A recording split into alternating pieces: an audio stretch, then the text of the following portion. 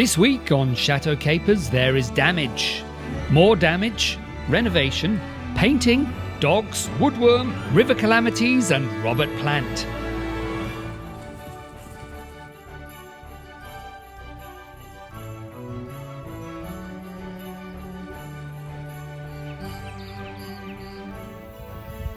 Look what I've been reduced to. Bunty keeps running off with my shoes and boots.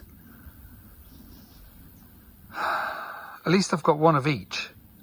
Before we bought the chateau, there had been some squatters living here. The squatters had a dog which they kept in the back kitchen. Either mistreated or nervous, the dog caused a lot of damage. This door has suffered terribly at the jaws of a very unhappy dog. The poor animal was probably locked up in the back kitchen and left there for unknown amounts of time, and he's chewed away at this door trying to get out because he didn't want to be there. Poor beastie. And so the damage that has been done, well, all I can say is I've got to try my best to come up with a good way of repairing it. I decided to sand off all the splintered wood to get a better idea of the condition of the remaining door. I don't know if you can tell the difference, but now it's been sanded. Most of the ragged edges are off, so it gives me an idea of what wood is left. And so from here I can work out what I might need to carve out. Like, for example, this was once one machine-made piece that included the moulding. I'll point the camera in the right place. So this moulding along here was part of this piece of wood. But if I can get something that's pretty similar to this bit of wood, this moulding shape, perhaps I'll be able to cut this flat along here, insert new bits along there, do the same down this side. And then this, I might just be able to fill back up to this level, sand flat, and that might look as good as new, as they say. And similarly down here, we'll see. I mean, if I can get it to be a stable door, at the minute that panel's loose, that's almost loose. If I can get them all locked in place and I can get it roughly shaped right, nice and smooth and painted up, it's probably not really going to be noticeable. It doesn't have to be absolutely perfect. The thing about this door is it's big and it would be expensive to replace, but it's not a super ancient, valuable door. What I like about it isn't the glass, because that's just horrible frosted glass, really horrible. But if I could get that glass out and preserve this wooden framework, I don't know how it's in, so I'm not necessarily going to muck around with it, but one pane is cracked, that one. If I were to be able to get them out by removing the putty and etc., potentially we could replace it with something else, something nicer. Either put wood in there if we don't need light to get through from one room to the other, or put slightly nicer glass in. It could be clear glass, perhaps. For now, I'm going to go out to the DIY shop and see if I can find some moulded wood that will go in this spot, in this place. Anyway, catch you later. We're in the orangerie and this is going to be our wedding venue. I've just taken receipt of 5 tables which are going to be our wedding tables. I like round tables because I just think it's more friendly. You can see everyone. The boxes have got a bit bashed. Mostly they're okay, but one of them is too badly damaged. And so we've just contacted our nice friendly delivery driver to show him the photo and say this one's not okay, and hopefully he can help us to get a replacement. One of the chateau's many problems has been the use of incorrect building materials. We're fairly sure that inside the chateau the walls have been lined with a cement render in an attempt to stop any moisture penetrating the building. This was the wrong thing to do in an old property like this, as the walls need to breathe. So whenever we do any work on the walls, our plan is to use lime mortars and plasters to replace any cement we remove. This way we hope the walls will be able to breathe as they were designed to. The next day I was full steam ahead fitting the boxing over the extractor vent. I wouldn't actually be able to fit the boxing until I'd slapped on the top coat of lime plaster, but there was still plenty I could do. I could fit the batten ready to receive the boxing, and I could cut and assemble the boxing itself ready to be lifted into place. Next came the extractor fan. I wanted to fit it and then build a decorative hood around it. At first I was having real trouble getting it level, until I realised that it was slightly imperfectly built, and it was level, just some parts of it weren't. No one will notice. With the scratch coat finally dry, I plastered up what remained of the old extractor fan hole. Chateau DIY filmed me fitting the boxing, so we'll skip ahead. It was time to paint. Jane got busy painting the walls, and afterwards I primed the boxing.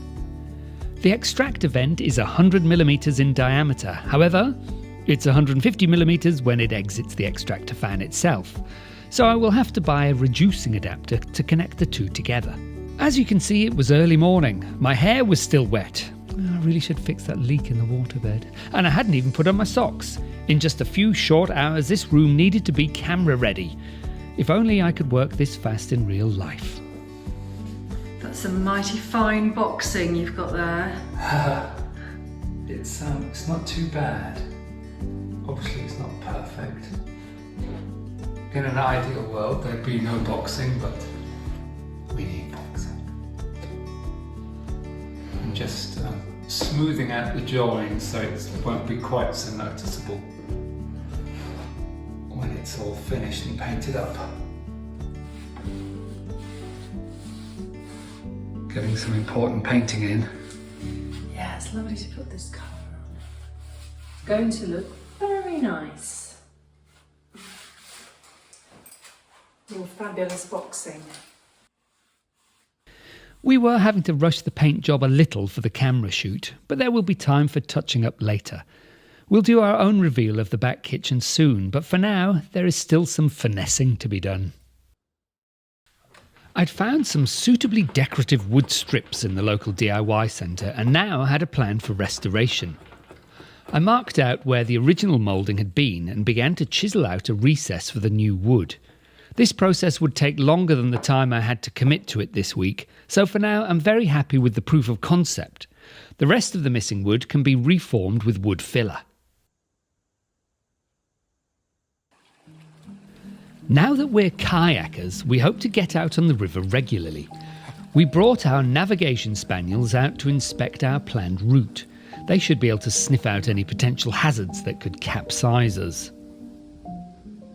I just hope that brown trail behind Tinkerbell isn't a shocking case of diarrhoea. Tinkerbell's a confirmed swimmer, whereas Bunty is largely a confirmed paddler and a stand near a human and shaker. What a clever girl, Tinkerbell. What a clever girl. A little later, we had some very happy and contented spaniels. I've now joisted over half of the room. So sort of about 2/3 of the way there, I think. And there's a couple at the other end that I still haven't actually tied down because I ran out of ties and I ran out of screws. So we're going to go and do some shopping today. And the last couple of days we've had Chateau DIY here, so we've not had any time at all to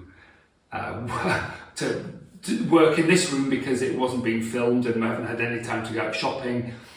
So we're almost out of food and I'm out of supplies for this job. But this morning, before we go shopping, I'm trying to open up these joist holes. So these original joist holes, for whatever reason, and I'm not a carpenter or a house builder of days of old, so it's just a hole that size. They haven't cut the top out, whereas in the others, often the top part of it is cut out. Now I need it cut out because I've got relatively deep joists that I'm putting in. So I've started cutting this one out, and I'm nearly done. That's ready to just chisel out. I've got more to do here, here, here. These ones are open actually, but this corner is a bit of a problem. There's a lot of woodworm damage and there are in places it's very spongy. Another problem, my vacuum cleaner burnt out, so it's less than a year old, so I'm going to have to buy another one. But yeah, there's still an awful lot of just completely useless wood. So I'll have to scrape all of that out, spray in lots and lots of woodworm treatment, add new ties to the old joists because they're sort of running out of connection with the main beam, and I'll take it from there. These aren't going to be in use. I'm going to raise the floor slightly higher than them so they can just stay as they are, but I do want to make sure that they're secure. But beyond that, I just crack on. I just keep going and see how far I can get before the next problem arises.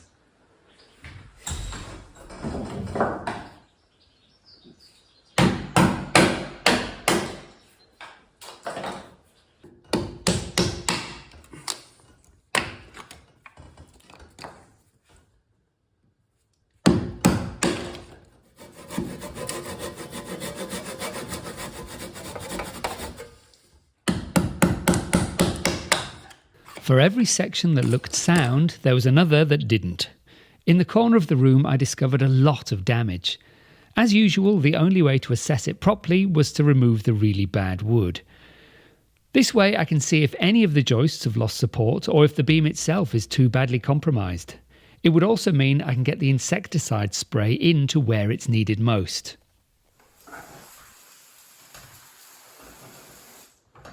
The woodworm is so extensive here that a solid inch of the top, the outer layer of the wood, was just turning to powder and breaking off. So I've ripped as much of it off as I can, and so now I've vacuumed back the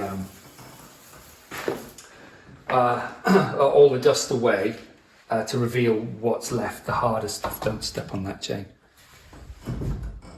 Stand on that. And yeah, I can just keep treating this for a while. Whilst there's no floorboards down, I can just keep coming back, treating again, and hope that that penetrates enough so it leaves a long-lasting protection from the insects who, I think lay dormant for quite a long period. So it's hard, possibly, to time it right to get them to absorb the poison. But anyway, we've got a lot of the insecticide. So I'll just lay it on thick, let it dry, do it again before I finally put the flooring down. Do it again, and just hopefully make sure that we're as protected as we can be. You were saying that the big beam it's a bit unclear how that's supported. Yes, yeah, this beam here, which forms part of this wall, so that's the bearer for the floor. This is the main beam that forms this old wall, so it's an original wall. And I can get my my hand all the way through, and I can touch the floorboards under the floor on the other side. So there's a big section that isn't supported. It's probably supported here, and it looks like it might still be supported there, but I don't know for sure. So I'm going to have to put some wood back under there to hopefully ensure that it is and remains supported. So a very quick update. All of the joists on this side of the room are now in. There's still some to do on that side, and they're just cut to fit, and I've sort of notched up the bearers a little bit more so that I can get them in place. So they're all in, they're not levelled at all. So that's the next job. But first I need to go and do shopping to buy more ties and more screws, otherwise I can't actually attach them. Over here, it really is quite bad. It's possibly a little bit worse than I imagined. Another note is that I know that at least some of the woodworm is active, because as I was scraping out the bearer on that side, on that beam, scraping out to make this joist fit, a little grub popped out. So I did dispatch that, but yes, there are active woodworm. So I'm just going to hope that the woodworm treatment works. I'm going to keep saturating it, keep putting it on, trying to get it down into the holes, and hope that solves the problem, because otherwise it's another problem for the future, which we'd really rather we didn't have. Aux plus jeunes, la saga du chanteur de Led Zeppelin. We treated ourselves to a night out. It's the Marciac Jazz Festival, and we were here to see the legend that is Robert Plant.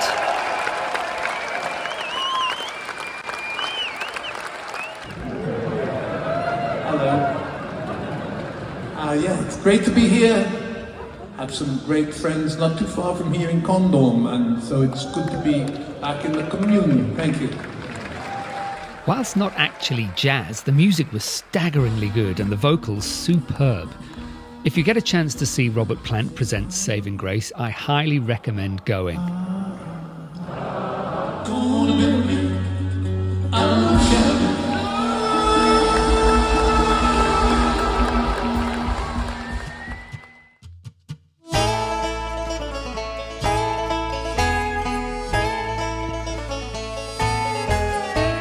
We were back on the river for our second kayaking expedition. This time we were going further. Twice we had to climb out of the kayak to drag it over the shallows. We knew we were in uncharted territory when we found this haunted wreck on the bank. So we're back on the river, as you can tell, and we noticed a tyre sticking out the water, so we thought, oh, that's interesting. There was lots of metal around it, and a spring there. So a whole car has come into the river at some point in the past and has never left. It's still here. So I don't know if you can see down the bumper. There's a light, an indicator or something. I wonder if anybody can tell what type of car it was from the bumper and that little light that's sticking out. Pretty old-fashioned looking. Yeah, that chrome's still Gleaming. gleaming though, isn't it? Some sort of old car. Fascinating. I wonder how old could it be? 60s. Mind you, people keep their French cars going quite a long time. Who knows? So this is the car's radiator. So this must be the front end. The other, I guess that's a wheel hub perhaps there. It's really mangled and twisted up. It's been here a very long time because it's completely thick with mud. Guess that could be the front bumper. I might leave that up to somebody else. Fascinating. Just washed into the river and left there forever. And now it's time for Can You Identify This Car? What can we see? A rust-free chrome or polished bumper? A distinctive bullet light, possibly an indicator? We can see suspension. We can see the radiator and possibly another light. Could that be a leaf spring on the bank?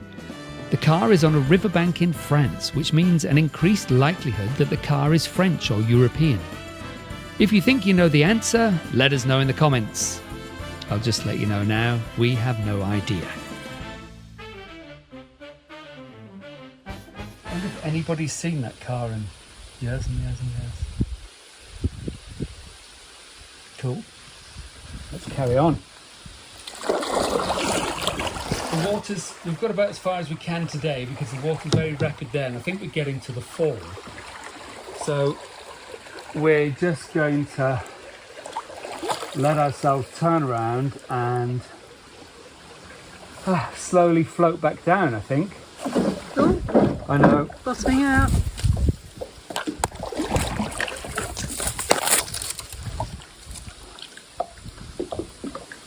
Ooh, the river is taking us. It certainly is. Jane had developed an odd desire to film the back of my head. Oh, we're about to bottom out. and this is where we live now. We're coming to dangerous waters. This could be the end of us. The rocks are ginormous. We are beached. Soon enough, we were back on smooth waters. It had been an interesting adventure already, and it wasn't over yet. So Jane, tell us about your river experience this time. It's been very refreshing. I've got water over my wellies. I've got water all over my dungarees from the waist down. And generally I'm very cool. Jane was about to take her wet-panted revenge. We just fell in the river. Apparently it was sort of my fault, but it wasn't because I wasn't in charge. I wasn't steering. And then I grabbed Rory and we fell in the river. So Jane grabbed me because the boat was leaning to one side, and she tried to grab onto me for stability and tossed me out of the boat. My phone was on my lap.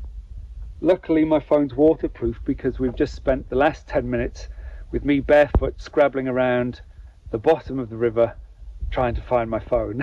And against all odds we found it! Hooray! And it still works. And it still works, but now we're very wet. I'm soaked. Jane's only wet up to her middle, whereas I'm soaked.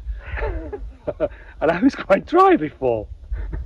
That's what messing about on the river will do for you. So we fell out. We weren't wearing buoyancy aids, but it's all right because I'm only up to my middle. Anyway, should we go back now? I'm getting cold. We should go back, yeah. That's it for another week. If you've enjoyed the video, please like and subscribe if you haven't already, and we will see you next time.